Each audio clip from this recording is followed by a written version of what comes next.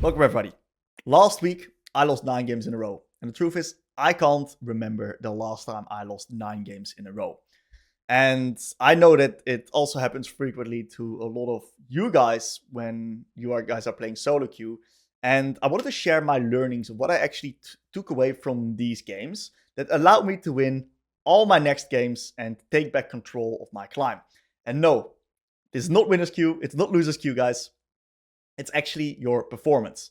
And at first, when I was playing these games, right, if you look at it from face value, it doesn't look like I was playing particularly bad. My death counts aren't crazy high besides this game, which I'm out of field. You see some A's here and there. You know, it looks like I'm having impact and I'm playing the game. And that's definitely true. I wasn't playing terrible in the sense that I was losing the games, but I also wasn't playing good enough to carry. And yes, I had some unfortunate teammates. And yes, there was some stuff that chaos happened and it didn't really go the way that I wanted. Otherwise, how can you lose 9 games in a row? Like, losing 9 games in a row is crazy, right? That doesn't randomly happen. So what I did, right, is I started reviewing. At first, I was just doing my normal reviews because with my learning objective. But the moment I got into this position where I just kept losing and losing and losing, I was like, whoa, something is really going wrong in my gameplay. I have to stop playing right now. So I stopped playing right here. And after this game, I started doing massive investigation in what's going on in my games because something was going wrong and I didn't find it at first sight. Now, the 9th loss was unlucky. We just had an AFK.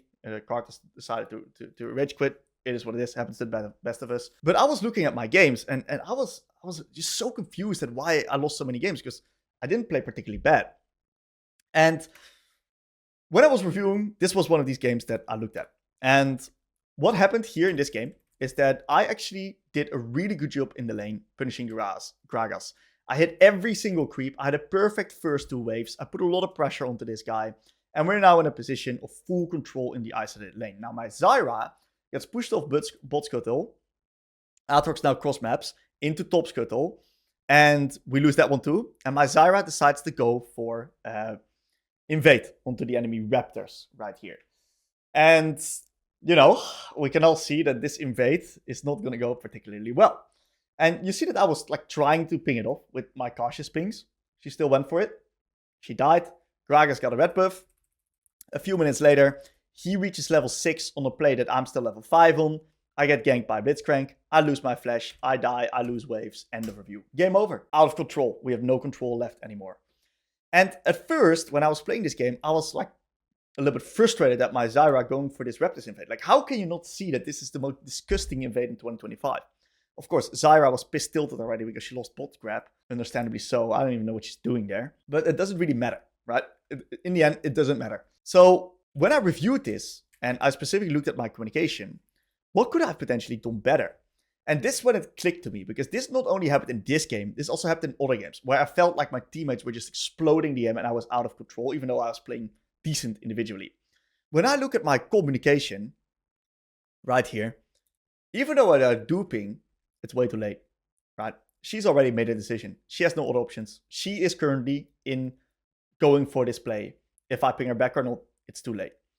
So I want to talk about a concept called decision interruption. And that is something that you want to understand by controlling your teammates in a way. The way you want to communicate to them is you want to communicate to them before they already made a decision on what they're going to do. Because it's a lot easier to influence someone's decision making before they made a decision themselves, rather than changing their decision that they already made. The Zyra already decided, I can't go scuttle, so I'm going to go Raptors. And the moment she does this, I need to ping this off instantly. Because she's now in the process of finding her decision making. She wants to invade. But we can't, because I haven't taken my reset yet. Plus, we don't even win the 2v2 versus the Aatrox with flash, while my Zyra has no flash. Zyra is not a strong early game skirmisher, right? So what happens is that the game explodes because I don't communicate properly. And this happened throughout so many of these games that my communication wasn't good enough, leading to massive problems in my gameplay. And it's really easy to start blaming unlucky teammates, you know, a little bit of loser's queue here and there. It's really easy to do that. And it definitely, the thought popped up in my mind because I had the feeling that I was just a little bit unfortunate in my games. But in the end, right, first things first, it's just not true. It's just not it doesn't exist. And the second thing is that even if it does, what can we do about it, right? It's not like you're going to be sad tomorrow that it's going to rain, because you can't change that it's going to rain. And that's why we don't get affected by it. Even if there's loser queue, even if it is the case, we can't control it. And in that case, no need to get mad about it. But the truth is, it's not there. We know that. It's just that I wasn't playing well enough. Even though that I thought I was gaslighting myself, which, you know, every League player is really good at gaslighting themselves. But the truth is, I wasn't communicating properly. And that led to the game's just exploding out of control. I recognized that. And on this day, right here, I was like, okay, great.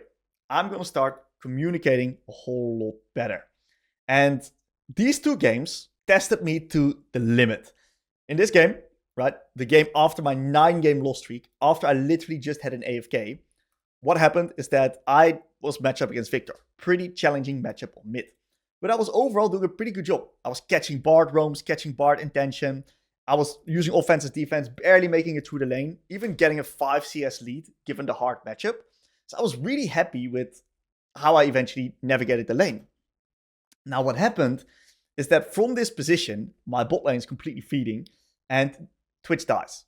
And this is after my 9-game loss streak. So what happens is that I just go back to mid. I think, you know, game is still playable. I'm not frustrated because I feel like I can carry. And what happens is that Twitch now is going to gank mid. And I thought that's a fantastic play what Twitch is doing. He knows that bot is lost.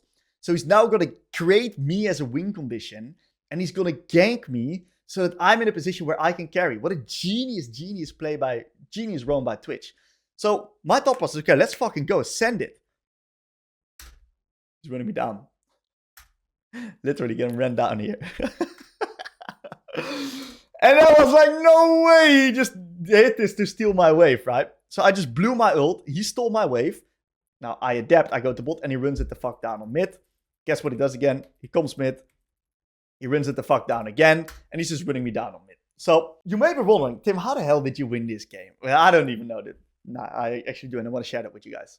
So the thing you have to understand is that in these type of situations, I can't control Twitch doing this. You know, it's just chaos of the game.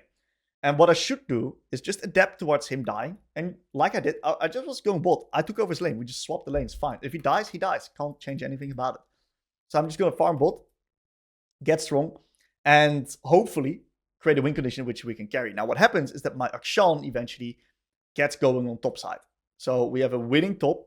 And what I eventually do is I am really good at assessing the win condition, which leads to us eventually being able to take control of the game and carry. Not per se just because of me, but also because I do make the right plays without being emotionally invested on what my Twitch is doing. Not only my Twitch is doing strange stuff, my BR as well.